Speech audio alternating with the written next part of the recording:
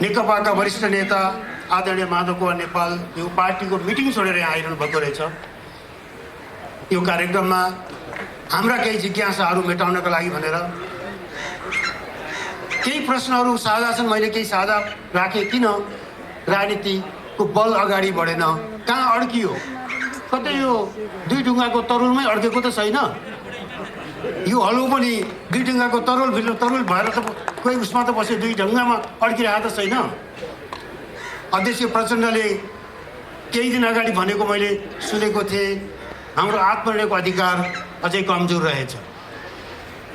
के हो त? अलिकति तपाईँहरूले भन्न सक्ने कुरा स्पष्ट भन्नु। आज हामी लोकतन्त्रको कुरा गर्छौँ, पारदर्शिताको कुरा गर्छौँ, खुलापनको कुरा गर्दछौँ।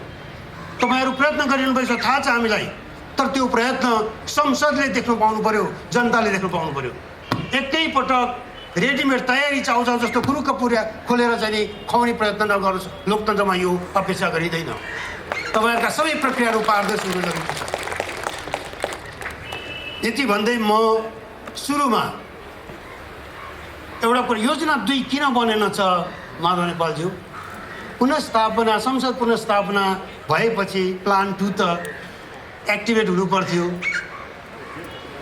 तपाईँहरूले जसको विरुद्ध प्रतिगमन भयो, जसको व्यवहार सचिएन भनेर जुन प्रवृत्तिको विरुद्ध हामीलाई समेत आन्दोलन उतार्नु भयो, त्यही प्रवृत्ति हाबी छ। त्यो प्रवृत्तिको त योजना 2, 3, 4 कहाँसम्म पुगिसकेको छ। योजना 2 रहेनछ हामीलाई लागेको जस्तो। तपाईँहरूले अविश्वासको प्रस्तावका लागि आफ्ना सांसदहरूको हस्ताक्षर सहित तयार भएर किन बस्नु भएन?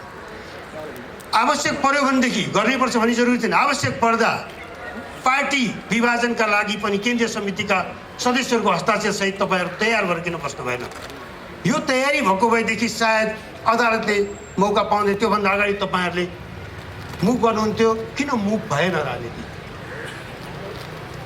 एउटा प्रश्न यो हो। यो साझा पनि हो। माधवजीलाई यो पहिलो मैले राखेँ। दोस्रो पछि आउँछु, पहिला यसैमा जाउँ। हजुर, धन्यवाद छ हाम्रो प्रोफेसर कृष्ण खनालज्यूलाई र यहाँलाई पनि। म सबैभन्दा पहिले वृहत नागरिक आन्दोलनलाई धन्यवाद दिन चाहन्छु। तपाईँहरूले नेपालको लोकतान्त्रिक आन्दोलनमा महत्त्वपूर्ण भूमिका खेल्दै आउनु भएको छ। विगतको पनि तपाईँहरूको पहल म सम्झिरहेको छु। विगत समयमा 2062-63 को आन्दोलनको बेलामा तपाईँहरूले लिनुभएको पहललाई, सक्रियतालाई, पार्टीलाई पनि घचघच्याउने, आन्दोलनको मैदानमा उत्रिनका लागि ललकारने जुन भूमिका खेल्नुभयो त्यो बडो सराहनीय थियो। र त्यतिखेरको डबलीमा म स्वयं पुगेको थिएँ र नेपाली काङ्ग्रेसका अध्यक्ष गिरिजाप्रसाद कोइरालाजी पनि हुनुहुन्थ्यो। हामी दुवैजना त्यहाँ आमन्त्रित थियौँ र तपाईँहरूको एकपछि अर्को त्यो प्रश्नको जुन तीर थियो हामीतिर सोझिएको थियो। तर राम्रो गर्यो। के राम्रो गर्यो भने हामीलाई त्यसले उत्प्रेरित गर्यो, हामीलाई चुनौती स्वीकार्य छ भन्ने भावनामा पुर्यायो र त्यसपछि देशव्यापी रूपमा आन्दोलनको हामीले आँधी बेहेरी सृष्टि पनि गऱ्यौँ। त्यहाँबाट म लगत्तै बुटवलको पहिलो विशाल जनसभा, विरोध सभाको मैले सम्बोधन गरेँ र त्यसले देशव्यापी रूपमा तरङ्ग पैदा गर्यो। गणतन्त्र विरोधी आन्दोलन एउटा नयाँ उचाइमा पुगेको थियो र यसपटक पनि अहिले गणतन्त्रको पक्षको आन्दोलन, राजतन्त्र विरोधी आन्दोलन, ज्ञानेन्द्रको तानाशाही र 2000 वर्षको सामन्ती शासन र 250 वर्षको शाही वंशलाई समाप्त गर्ने आन्दोलनको बिगुल त्यहाँबाट हामीले फुकेका थियौँ। र यसपटक पनि तपाईँहरू जसरी लोकतन्त्रको रक्षा गर्नका लागि, संविधानको रक्षा गर्नका लागि, सङ्घीयताको रक्षा गर्नका लागि, समावेशितालाई रक्षा गर्नका लागि जसरी तपाईँहरूले दुःखका साथ भन्नुपर्छ, अहिलेका हाम्रा पार्टीका अध्यक्ष केपी शर्मा ओलीजीबाट जुन प्रतिगमनकारी कदम चालियो त्यसको विरुद्धमा तपाईँहरू सङ्घर्षको मैदानमा हुनुहुन्थ्यो। आज म बडो अप्ठ्यारो महसुस गर्दैछु। त्यही पार्टीमा मलाई फेरि सर्वदलहरूले घोक्र्याएर पठाइदिएछ। सर्वोच्च अदालतले बडो विचित्रको फैसला गरे। आज दुईटा पार्टीहरूले स्वतन्त्रताका साथ, स्वायत्त पार्टीहरूले निर्भीकताका साथ निर्णय गरे कि हामी एकताबद्ध हुन्छौँ भनेर। एकताबद्ध हुन्छौँ भनेपछि एकताबद्ध भए। एकताबद्ध भइसकेपछि निर्वाचन आयोगले प्रमाणित पनि दियो, दर्ता प्रमाणपत्र प्रदान पनि गर्यो, नेपाल राजपत्रमा प्रकाशित पनि भयो। त्यसपछि दुईटै राजनीतिक दलहरू एकताबद्ध भएर नेपाल कम्युनिस्ट पार्टी नेकपा बन्यो। त्यसले सबै हिसाबले वैधानिकता प्राप्त गरिसकेपछि 200 भन्दा बढी उपनिर्वाचनहरू भए अनि त्यसका अलावा थुप्रै गतिविधि भए। त्यसपछि सर्वोच्चले भन्छ त्यो बेलामा गरिएको एकतालाई हामी मान्दैन। कस्तो विचित्रको कुरा! यो त कस्तो भयो भन्दाखेरि कति मिल्छ थाहा छैन। दुईटाले तय गरे अब हामी बिहा गर्छौँ। श्रीमान र श्रीमतीले बच्चा जन्माएको बच्चा पनि मान्दिन, बिहा पनि मान्दिन भने जस्तै भयो। अब सर्वोच्चको फैसला छ पुरानो ठाउँमा फर्क। हामी पुरानो ठाउँमा फर्किन खोजिरहेका छौँ, तर विडम्बना छ यहाँ भन्न पनि मलाई कस्तो गाह्रो छ भन्दाखेरि यो पार्टीभित्रको कुरा डबलीमा आएर भन्यो माधव नेपालले भने फेरि अर्को आरोप लाग्ला। त्यसपछि कुन दिन मलाई भोक्रियाएर त्यहाँबाट पनि निकालिदिने स्थिति बन्यो। र त्यस्ता कुराबाट डराउनेवाला माधव नेपाल होइन, त्यस्ता कुराबाट तर्सिने मान्छे माधव नेपाल होइन। किनभने यो आन्दोलनको बीजारोपण गर्ने र पार्टीको बीजारोपण गर्ने मान्छे म। त्यसले पनि ममा एउटा कन्फिडेन्स दिएको छ। यो देशका धेरै आन्दोलनमा म प्रत्यक्ष रूपमा सहभागी भएको छु। समय कम छ, त्यस हुनाले म धेरै लामो कुरा के भन्न चाहन्न भन्दाखेरि मलाई बडो गाह्रो के भएको छ भने पार्टी अन्तर पार्टीभित्रका कुराहरू गर्दाखेरि तपाईँहरूमध्ये नै पर्ला किन यहाँ कुरा यहाँ कोट्याउनु भयो भन्नुभएको होला। नभने हुन्थ्यो नि, पार्टीभित्रै गएर भने हुन्थ्यो नि भन्नु होला। पार्टीमा त ढोका बन्द गरिदिएको छ। सर्वोच्च अदालतले भन्यो 2075 साल जेठ 3 गते पार्टी एकताभन्दा पहिलेको अवस्थामा दुईटै पार्टीहरू फर्क। र हामी के भनिरहेका छौँ भने 2075 साल जेठ 2 गतेको अवस्थामा पार्टीलाई फर्काउँ। पार्टीको पुरानो सङ्गठनात्मक संरचनालाई, त्यसको राजनीतिक धारणालाई, त्यसका नेतृत्वलाई, पदाधिकारीलाई, त्यसको सदस्यलाई यथावत रूपमा स्वीकार गराउँ। तर बडो विडम्बना भन्नुपर्छ, हाम्रा प्रधानमन्त्री केपी ओलीजीले बालुवाटारमा गोप्य रूपमा एउटा विशेष भेला बोलाउनु भयो। हामी कसैलाई मसँग जोडिएका महाधिवेशनमा प्रतिस्पर्धामा उत्रेर उहाँलाई मतदान नगरेका जति सबैलाई उहाँले बाइकाट गर्नुभयो, माइनस गर्नुभयो। र एक अचानक विशेष बैठकको नाउँमा 10औं बैठक 11औं बैठक एकै दिनमा आयोजना गरेर हामीले 12 गतेको बैठकमा टेलिभिजन मार्फत हामीले संवाद पठाउनु। हामीले भने हुँदैन, विधि विधानको पालना गर्नुपर्छ। लोकतन्त्रका मूल्य र मान्यता भनेका के हुन्? विधिको शासन हो। त्यो विधिको शासन पार्टीभित्र पनि लागू हुन्छ, देशमा पनि लागू हुन्छ र समाजमा पनि लागू हुन्छ। र यो तीनटै ठाउँमा लागू गर्ने सिद्धान्तको प्रतिपादन गर्नुभएको थियो मदन भण्डारीले जनताको बहुदलीय जनवाद भनेर। त्यो पार्टीको पनि लोकतान्त्रिकरणको सिद्धान्त थियो, त्यो राज्य सत्ताको पनि लोकतान्त्रिकरणको सिद्धान्त थियो, त्यो समाजको पनि लोकतान्त्रिकरणको सिद्धान्त थियो। त्यसको पालना नभइरहेको देख्दाखेरि म आफै पनि चिन्तित छु। यस अर्थमा तपाईँले भन्नुभयो कि अर्को जुन कदम कस्तो हुनु पर्दथ्यो, अर्को कदम स्वाभाविक लाग्न सक्दछ अब सरकारबाट हटिदिए हुन्थ्यो भन्ने होला। तर राजनीति सरल रेखाले अगाडि बढ्दैन, सोचे जस्तो हिसाब किताब गरेर पनि हुँदैन। अनेक यहाँ दाउ पेचहरू भइरहेका छन्, यतिकै यहाँ जन्मेका छैनन्। अनेक चाणक्यका नीतिहरू लागू भइरहेका छन्, यतिकै जन्मेका छैनन्। गोयबल्स शैलीको प्रयोग भइरहेको छ।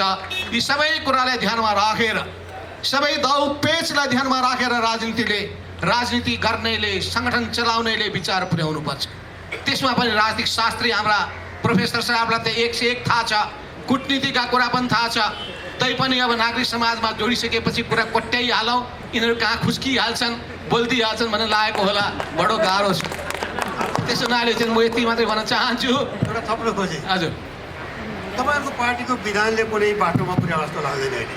विधान त अध्यक्षले मिचिसकेका छन्, त्यसैले राजनीतिक निर्णयको आवश्यकता छ।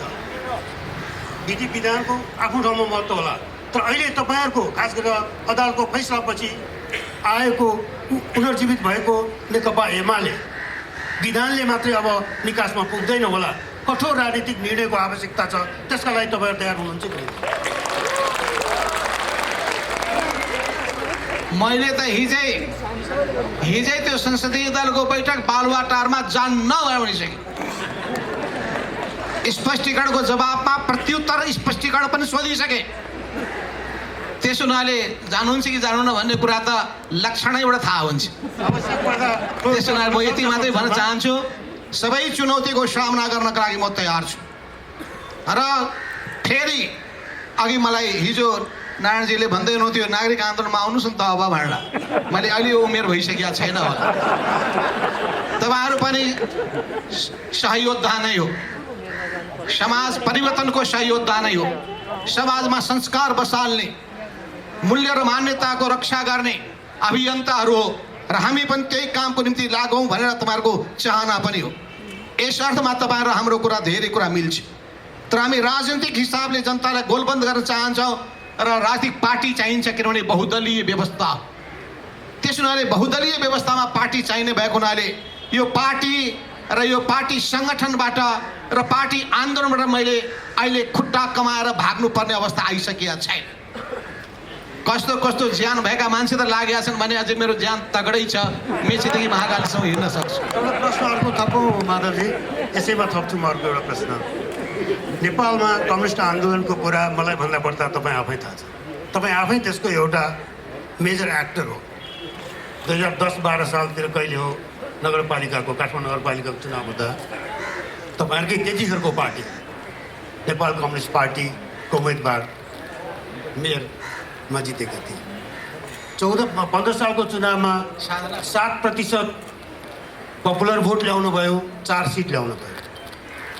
त्यसपछि लामो यात्रामा गएको पछिल्लो चुनावमा आइपुग्दा 52% तपाईँहरूको गठबन्धनले 52% भन्दा बढी मत लिएर आएको छ। अब के हुन्छ, त्यो मत कतै अलपत्र पर्न लागेको होइन, नेपाल कम्युनिस्ट आन्दोलनको, कम्युनिस्ट पार्टीको भविष्य के छ?